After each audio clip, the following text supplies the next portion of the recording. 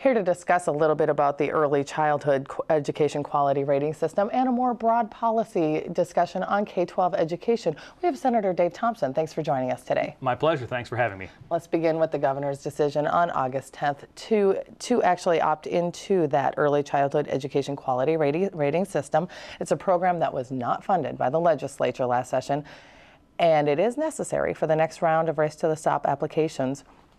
So it's fair to say it was one of the more divisive ideological battles of the session. Why are you not in favor of it? Well, first off, just procedurally, the governor shouldn't be adopting programs that the legislature heard but chose not to fund. To me, that's wrong, and constitutionally that shouldn't be done.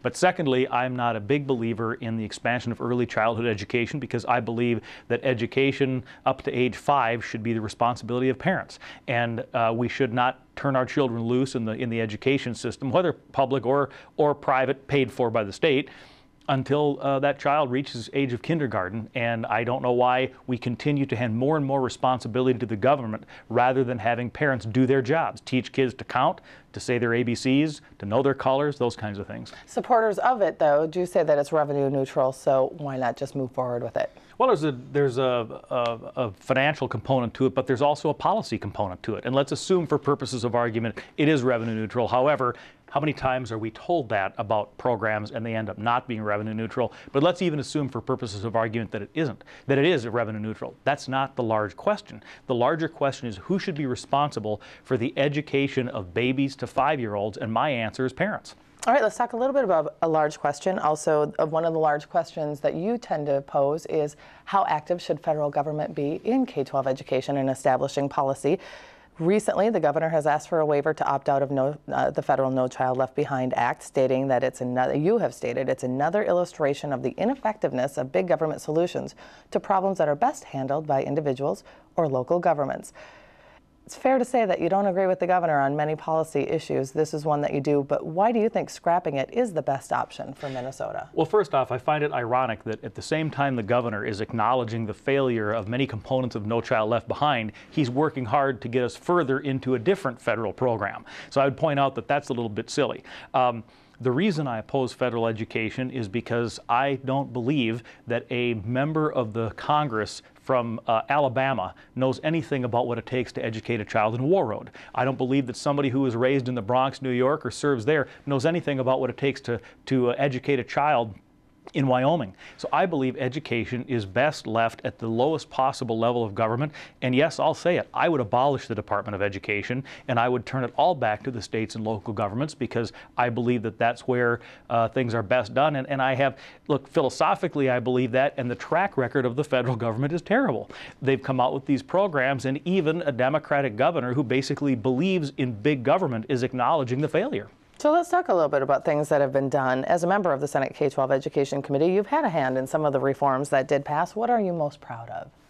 Well, I mean, obviously we would like to have done more, but I think I'm happiest about a couple of the provisions that got into the education bill that do things like hopefully drive the cost down and make life easier for local districts. They're again coming back to my philosophy that things are best handled locally. The state should not be punishing school boards and ultimately the taxpayer for not meeting contract deadlines. We got the January 15th penalty against districts repealed.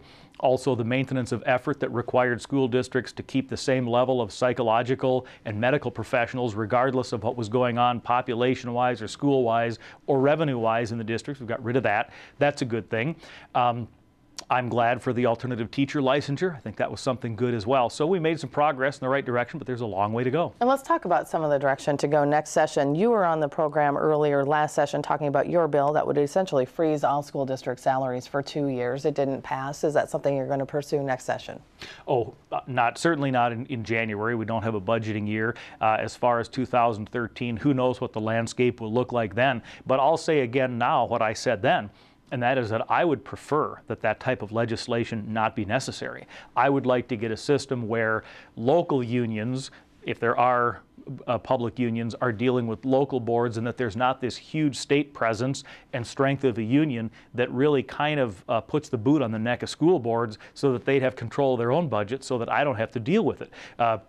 Just like I don't believe that going to Washington makes you smarter, I don't believe that when I got an election certificate to send me to St. Paul that made me smarter. I still think the people in Roseau and Brainerd and Duluth and Rochester know better what their kids need than I do. Just like I would like to think I know better in Farmington and Lakeville and down the area where I live than somebody who, say, for example, serves from Minneapolis. So I would tend to drive all of this stuff down to the local level and let the parents be in charge of their kids' education. So how would you do that, and what kind of policy would you try to focus on next session? Well, I'm a big believer in, for example, right to work. And you might say, well, wait a minute, that's not specifically directed to education. No, it isn't. But what it would do is it would allow school districts as well as other employers, private and public, to deal with non-union employees, to work for them if they wanted to. And it would take a little bit of the power away from the union to drive the agenda in the schools, which they do right now. So that's one thing that I would support is that. Also, I would take a lot of laws off the books at the state level that dictate the way local school districts do things. Okay, Senator, we're almost out of time. I do want to ask you a real quick question before we run out of time. We're going to speak with MMB Commissioner James Showalter in just a moment. Minnesota's credit rating, as you know, was just reduced, and a portion of that was attributed to one-time fixes to balance the budget, which includes the K-12 budget shift. How would you value Minnesota's credit rating? Well, I do think that it's legitimate for a downgrade. Look, I don't have technical expertise in that area, but the fact of the matter is, and I didn't like it, but to some extent, we didn't deal with today's budget problem the way that we should have. We annuitized the roughly $700 million in tobacco funds.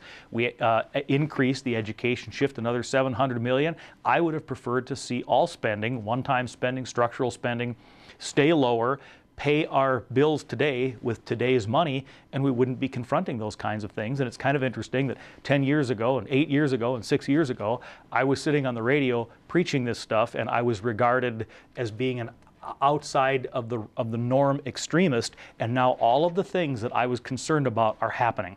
Our federal government credit rating's been downgraded, our state's financial viability has been called into question. We've got unsustainable levels of government spending in Washington, in Minnesota, and I'm sitting there saying, I was saying this stuff 5 and 6 and 8 years ago, and all of a sudden it doesn't look so extreme anymore. Okay, Senator Thompson, we're out of time. Unfortunately, we hope to get you back on when session begins, though. Thank you so much for joining us. Thank you.